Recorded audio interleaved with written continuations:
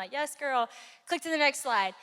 And she's like, I'm just so thankful that we as women have such a heroic figure to look up to, like Wonder Woman, because little boys have had something like this their whole life with Superman, and now they have Spider-Man and Black Panther and Captain America and all these super inspirational heroes, and I'm so glad we as women have that.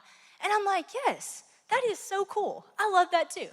Then I click to the next slide, and then she says, and all this got me thinking, maybe that's why I don't relate to God, because he's a man. And, that's probably why that's never really worked for me. And so then I heard somebody talking about a woman God, a woman version of God, like Heavenly Mother. So I started praying to her, and gosh, it's just been so empowering. And she goes on and on and on about how empowering this has been for her and her daughters and all this stuff. And I'm like, man, that's tricky, because you had me with Wonder Woman. And you had me with the fact that that is really awesome that we have this inspiration. But then it got tricky, because then you took it to your relationship with God.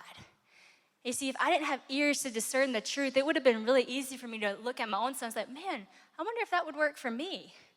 Like maybe that could, because that makes a lot of sense. Maybe that would make me feel so much more empowered.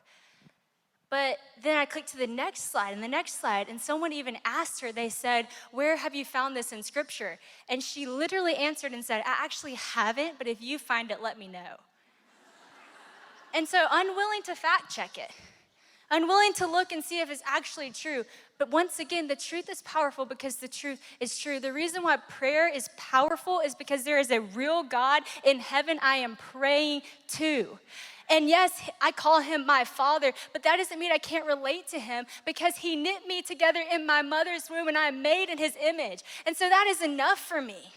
And you know what? The thing is, whenever you're praying in the idea of my truth, it is for you to feel empowered. But when I pray, I'm not praying for my empowerment. That will not get me very far. That will not stop the war going on. That will not heal the sick. I am praying for the power of God.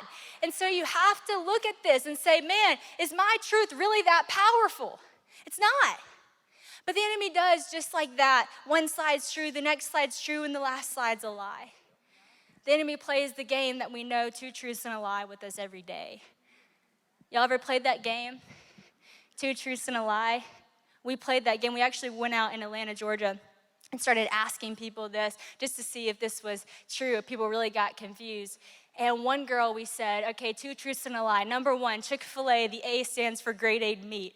Grade A meat. Number 2, Chick-fil-A is closed on Sundays. And number 3, Chick-fil-A only uses born-again chickens.